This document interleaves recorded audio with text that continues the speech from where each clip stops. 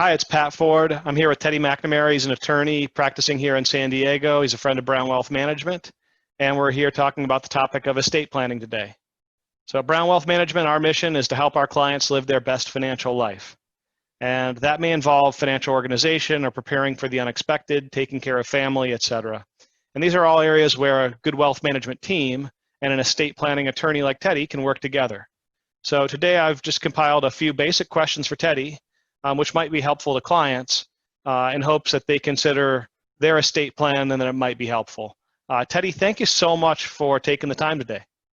All right, thank you, Patrick. It's a pleasure to be here. I figured we could just start with the basics.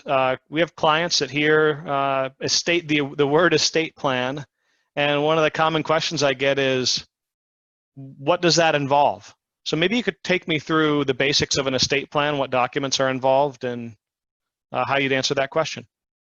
Well, sure. So in California, we typically hear the term trust, revocable trust, living trust. That's because probate is very expensive here and very time-consuming in public, more so than other states. So a typical estate plan will have a revocable trust, sometimes called a living trust. It's also going to have a pour-over will in it. It's a certain kind of will that kind of dovetails with the trust. So if you pass away and an asset is not in the trust, it goes back to the trust. Oh. So it's really important to have that. Another key document would be a durable power of attorney for asset management, because not everything goes in a trust. You still have credit cards and retirement accounts. You have contracts you sign. It's now digital assets that are really important that you need to be able to manage, or your successors do. So you want to have a durable power of attorney. You're going to also have an assignment of transfer of assets to transfer your miscellaneous assets to the trust, a nomination of guardian if you have minor children, an advanced healthcare directive, which used to be called a living will a long time ago, so people get that confused. Yeah, I'm familiar with that term. I haven't heard it in a while. Living will, and then for a while it was called a power of attorney for healthcare, but now it's called the advanced healthcare directive, with the proper authorizations to release under HIPAA and California confidentiality law if you lose capacity, so your loved ones can manage your healthcare and be your advocate. And a lot of clients who are married and been married for a long time have a community property declaration, and there's really important tax reasons to have that, but you got to be careful about whether you're the right couple for that. Okay, thanks. That's a great summary.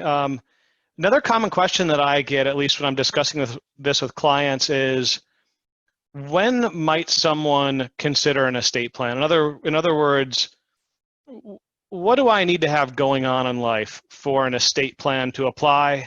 And if I already have one, when is a good time to have it updated? What are the questions I need to be asking myself?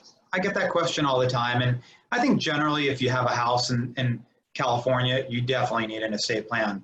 If you have a good job and you have life insurance and you have loved ones, which most of us do, you have children, you're married, you gotta think about, do I have things in place to take care of myself so people can manage my assets if I lose capacity?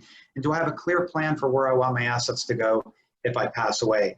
So generally speaking, if you have a house, if you have a brokerage account, a retirement account, and a good job, even if you have very little assets, but you have life insurance and you have little kids, you want to make sure that that money goes in trust for them. You should be thinking about it. But you'd be surprised. The threshold amount is not very much. Some people only need a will and a power of attorney and a health directive. Sometimes it's simple as, I had a client come here this week who he wanted a power of attorney and a health directive for his kids who are going to college.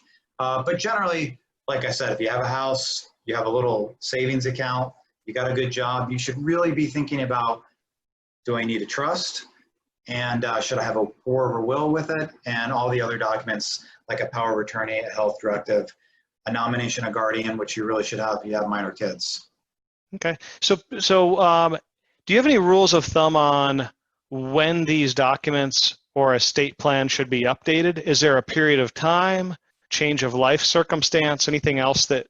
Yeah, there's no real, there's no rule on that issue. It's just, I always say if you've had a major life event, if you've acquired maybe a new house, you purchased a house, there's been an inheritance, maybe you got some new stock, you should be thinking about an update. Has there been a divorce?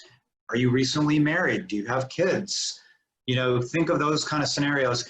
Is someone on the verge of losing capacity? Have they lost capacity?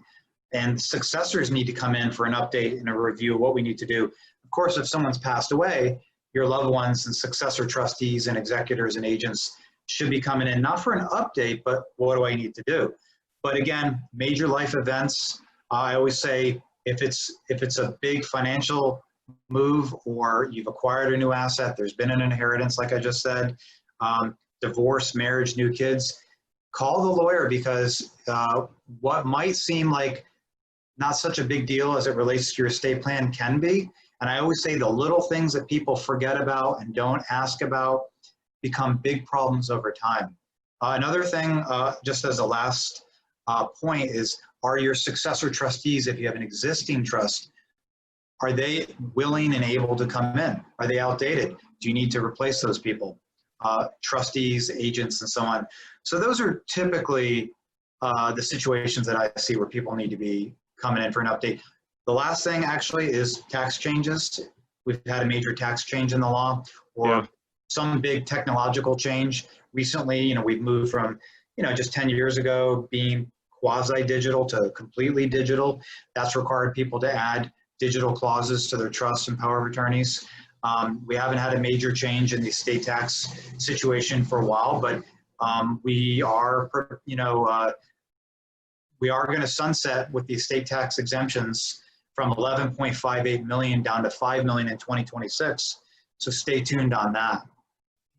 Yeah, that's great. I would say that your comment on the seemingly small things coming back and being potential areas for mistakes and high costs down the road really resonates. We've seen that with plenty of clients. Yeah, there's issues that I can spot that other people sometimes don't spot.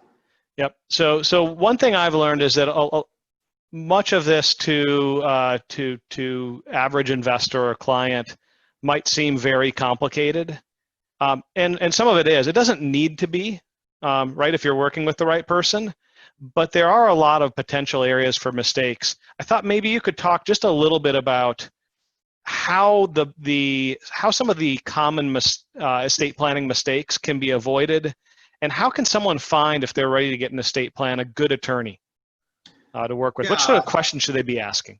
So I think the key thing is avoiding, if you want to avoid mistakes from the beginning, so you want to work with a lawyer that's competent, someone that works exclusively in trust and estates. You want to work with someone that's going to be able to spend the time with you. So yeah, you can find someone and maybe spend a very small amount, but you're likely going to be rushed through the process. You can overpay too. So you want to make sure you talk to several people. You want to make sure you get a good referral. Usually good referrals from trusted people like financial advisors or CPAs or even family and friends that you trust. You know, if they've worked with someone and they trust that person, that's always a good way to start. Again, you want to work with someone who exclusively works in trust and estates, because it's a really complicated area. I learn every week, I learn something new. And it's something where I couldn't really devote any more time to anything but trust and estates. So, and I think getting to your question about avoiding mistakes, I think if you update your trust and estate plan or review it when these life events occur, or when you think you want to make a change to the distributive provisions, you're going to lessen the chance of there being a mistake. It's when people kind of try to do things by themselves, maybe don't talk to the lawyer. They know they should probably get a consultation, but they don't. People try to go it alone, with the online software programs. I've actually had to, fix a lot of problems over the last few years from people going at it alone. I had someone who disinherited inadvertently a child because they used one of the, online platforms. They checked the wrong box and they thought it was going to their child, their assets if they died, but they checked the wrong box. And these are smart people that are making these mistakes as well. Simple things. Another person didn't execute the will correctly because they used a they used a person as a witness who was an interested person. So they didn't really know, okay, if you're doing a will and you're executing a will, you don't want to have a witness be someone who is named in the will as a Makes beneficiary. sense. So little things can cause huge consequences. So I think if you stay on top of it and realize I should review this thing when these life events occur, then I think you're going to lessen and mitigate the chances of a mistake occurring. That's great. Thank you, Teddy. Really appreciate you taking the time. This is an important area. Brown Wealth Management, we found that for whatever reason, it tends to be an area that that gets where people procrastinate. I know I did it long enough, but I do think it's very important for our clients to hear. And so wanted to thank clients for taking the time to check this video out. As always, appreciate your trust and your confidence. And I hope you found this valuable. If you do have any questions for me, for Teddy, or about your individual situation, unique situation, feel free to reach out with a call or an email to me. Happy to do what I can. And again, thank you for your time.